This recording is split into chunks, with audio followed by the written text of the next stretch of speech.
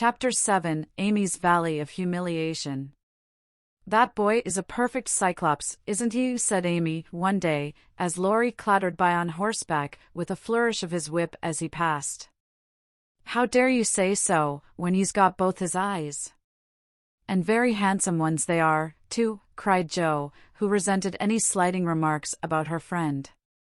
"I didn't say anything about his eyes, and I don't see why you need fire up when I admire his riding." "Oh, my goodness! That little goose means a centaur, and she called him a Cyclops," exclaimed Jo, with a burst of laughter.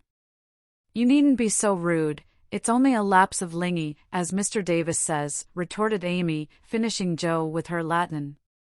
"I just wish I had a little of the money Laurie spends on that horse," she added, as if to herself, yet hoping her sisters would hear. "Why?" asked Meg kindly, for Jo had gone off in another laugh at Amy's second blunder. "I need it so much, I'm dreadfully in debt, and it won't be my turn to have the rag money for a month." "In debt, Amy? What do you mean?" and Meg looked sober. "Why, I owe at least a dozen pickled limes, and I can't pay them, you know, till I have money, for Marmee forbade my having anything charged at the shop." "Tell me all about it. Are limes the fashion now?" "It used to be pricking bits of rubber to make balls," and Meg tried to keep her countenance. Amy looked so grave and important. "Why, you see, the girls are always buying them, and unless you want to be thought mean, you must do it, too. It's nothing but limes now, for everyone is sucking them in their desks in school time, and trading them off for pencils, bead rings, paper dolls, or something else, at recess. If one girl likes another, she gives her a lime. If she's mad with her, she eats one before her face, and don't offer even a suck. They treat by turns, and I've had ever so many, but haven't returned them, and I ought, for they are debts of honor, you know." "How much will pay them off, and restore your credit?" asked Meg, taking out her purse. "A quarter would more than do it, and leave a few cents over for a treat for you." "Don't you like limes?" "Not much, you may have my share." "Here's the money. Make it last as long as you can, for it isn't very plenty, you know." "Oh, thank you. It must be so nice to have pocket money. I'll have a grand feast, for I haven't tasted a lime this week." "I felt delicate about taking any, as I couldn't return them, and I'm actually suffering for one." Next day Amy was rather late at school, but could not resist the temptation of displaying, with pardonable pride, a moist brown paper parcel, before she consigned it to the inmost recesses of her desk. During the next few minutes, the rumor that Amy March had got 24 delicious limes, she ate one on the way, and was going to treat, circulated through her set, and the attentions of her friends became quite overwhelming. Katie Brown invited her to her next party on the spot, Mary Kingsley insisted on lending her watch till recess, and Jenny Snow, a satirical young lady, who had basely twit Amy upon her limeless state, promptly buried the hatchet, and offered to furnish answers to certain appalling sums. But Amy had not forgotten Miss Snow's cutting remarks about some persons whose noses were not too flat to smell other people's limes, and stuck-up people, who were not too proud to ask for them, and she instantly crushed that Snow girl's hopes by the withering telegram, "You needn't be so polite all of a sudden, for you won't get any." A distinguished personage happened to visit the school that morning, and Amy's beautifully drawn maps received praise, which honor to her foe rankled in the soul of Miss Snow, and caused Miss March to assume the airs of a studious young peacock. But, alas, alas! Pride goes before a fall, and the revengeful Snow turned the tables with disastrous success. No sooner had the guest paid the usual stale compliments, and bowed himself out, than Jenny, under pretense of asking an important question, informed Mr. Davis, the teacher, that Amy March had pickled limes in her desk. Now Mr. Davis had declared limes a contraband article, and solemnly vowed to publicly ferule the first person who was found breaking the law. This much-enduring man had succeeded in banishing chewing gum after a long and stormy war, had made a bonfire of the confiscated novels and newspapers, had suppressed a private post office, had forbidden distortions of the face, nicknames, and caricatures, and done all that one man could do to keep 100 rebellious girls in order. Boys are trying enough to human patience, goodness knows. But girls are infinitely more so, especially to nervous gentlemen, with tyrannical tempers, and no more talent for teaching than Dr. Blimber.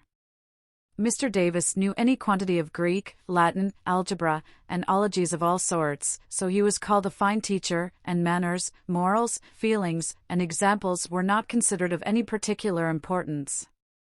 It was a most unfortunate moment for denouncing Amy, and Jenny knew it. Mr. Davis had evidently taken his coffee too strong that morning. There was an east wind, which always affected his neuralgia, and his pupils had not done him the credit which he felt he deserved. Therefore, to use the expressive, if not elegant, language of a schoolgirl, he was as nervous as a witch and as cross as a bear. The word limes was like fire to powder, his yellow face flushed, and he rapped on his desk with an energy which made Jenny skip to her seat with unusual rapidity. "Young ladies, attention, if you please." At the stern order the buzz ceased, and 50 pairs of blue, black, grey, and brown eyes were obediently fixed upon his awful countenance. "Miss March, come to the desk." Amy rose to comply with outward composure, but a secret fear oppressed her, for the limes weighed upon her conscience. "Bring with you the limes you have in your desk," was the unexpected command which arrested her before she got out of her seat. "Don't take all," whispered her neighbor, a young lady of great presence of mind. Amy hastily shook out half a dozen, and laid the rest down before Mr. Davis, feeling that any man possessing a human heart would relent when that delicious perfume met his nose. Unfortunately, Mr. Davis particularly detested the odor of the fashionable pickle, and disgust added to his wrath. "Is that all?" "Not quite," stammered Amy. "Bring the rest immediately." With a despairing glance at her set, she obeyed. "You are sure there are no more?" "I never lie, sir." "So I see. Now take these disgusting things 2 by 2, and throw them out of the window." There was a simultaneous sigh, which created quite a little gust, as the last hope fled, and the treat was ravished from their longing lips. Scarlet with shame and anger, Amy went to and fro 6 dreadful times, and as each doomed couple, looking, so plump and juicy, fell from her reluctant hands, a shout from the street completed the anguish of the girls, for it told them that their feast was being exulted over by the little Irish children, who were their sworn foes. This was too much. All flashed indignant or appealing glances at the inexorable Davis, and one passionate lime lover burst into tears. As Amy returned from her last trip, Mr. Davis gave a portentous hem, and said, in his most impressive manner, "Young ladies, you remember what I said to you a week ago.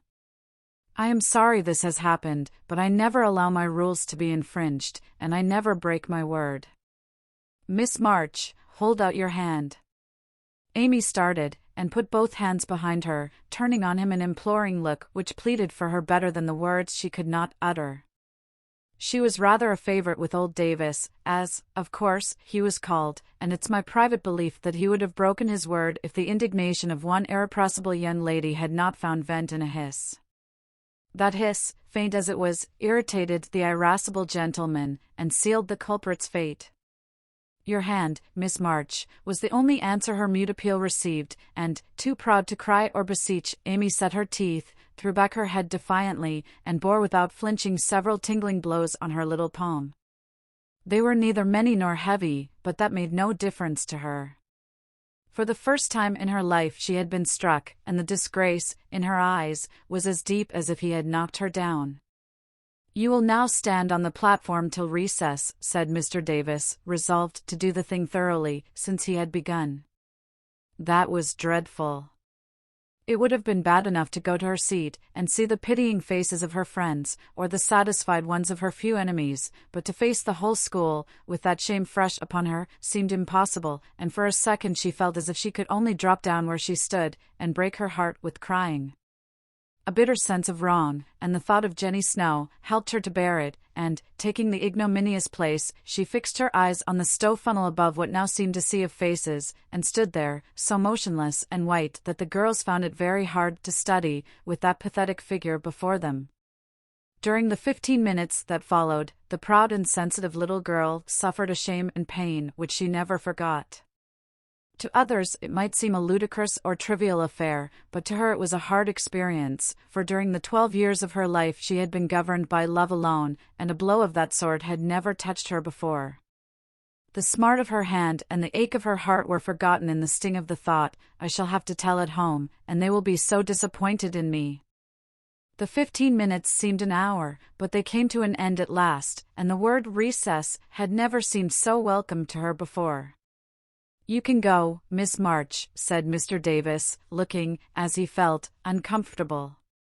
He did not soon forget the reproachful glance Amy gave him, as she went, without a word to anyone, straight into the anteroom, snatched her things, and left the place forever, as she passionately declared to herself. She was in a sad state when she got home, and when the older girls arrived, some time later, an indignation meeting was held at once. Mrs. March did not say much, but looked disturbed, and comforted her afflicted little daughter in her tenderest manner. Meg bathed the insulted hand with glycerin and tears. Beth felt that even her beloved kittens would fail as a balm for griefs like this. Joe wrathfully proposed that Mr. Davis be arrested without delay, and Hannah shook her fist at the villain, and pounded potatoes for dinner as if she had him under her pestle. No notice was taken of Amy's flight, except by her mates, but the sharpie demoiselles discovered that Mr. Davis was quite benignant in the afternoon, also unusually nervous. Just before school closed, Jo appeared, wearing a grim expression, as she stalked up to the desk, and delivered a letter from her mother, then collected Amy's property, and departed, carefully scraping the mud from her boots on the doormat, as if she shook the dust of the place off her feet. "Yes, you can have a vacation from school, but I want you to study a little every day, with Beth," said Mrs. March, that evening. "I don't approve of corporal punishment, especially for girls. I dislike Mr. Davis's manner of teaching, and don't think the girls you associate with are doing you any good, so I shall ask your father's advice before I send you anywhere else." "That's good. I wish all the girls would leave, and spoil his old school." "It's perfectly maddening to think of those lovely limes," sighed Amy, with the air of a martyr. "I am not sorry you lost them, for you broke the rules, and deserved some punishment for disobedience," was the severe reply, which rather disappointed the young lady, who expected nothing but sympathy. "Do you mean you are glad I was disgraced, before the whole school?" cried Amy. "I should not have chosen that way of mending a fault," replied her mother, "but I'm not sure that it won't do you more good than a milder method. You are getting to be rather conceited, my dear, and it is quite time you set about correcting it. You have a good many little gifts and virtues, but there is no need of parading them, for conceit spoils the finest genius. There is not much danger that real talent or goodness will be overlooked long, even if it is. The consciousness of possessing and using it well should satisfy one, and the great charm of all power is modesty." "So it is," cried Laurie, who was playing chess in a corner with Jo. "I knew a girl, once, who had a really remarkable talent for music, and she didn't know it, never guessed what sweet little things she composed when she was alone, and wouldn't have believed it if anyone had told her. I wish I'd known that nice girl, maybe she would have helped me. I'm so stupid," said Beth, who stood beside him, listening eagerly. "You do know her, and she helps you better than anyone else could," answered Laurie, looking at her with such mischievous meaning in his merry black eyes, that Beth suddenly turned very red, and hid her face in the sofa cushion, quite overcome by such an unexpected discovery. Jo let Laurie win the game, to pay for that praise of her Beth, who could not be prevailed upon to play for them after her compliment. So Laurie did his best, and sung delightfully, being in a particularly lively humor, for to the Marches he seldom showed the moody side of his character. When he was gone, Amy, who had been pensive all the evening, said suddenly, as if busy over some new idea, "Is Laurie an accomplished boy?" "Yes, he has had an excellent education, and has much talent. He will make a fine man, if not spoilt by petting," replied her mother. "And he isn't conceited, is he?" asked Amy. "Not in the least, that is why he is so charming, and we all like him so much." "I see, it's nice to have accomplishments, and be elegant, but not to show off, or get perked up," said Amy thoughtfully. "These things are always seen and felt in a person's manner and conversation, if modestly used, but it is not necessary to display them," said Mrs. March. Any more than it's proper to wear all your bonnets and gowns and ribbons at once, that folks may know you've got them," added Joe, and the lecture ended in a laugh.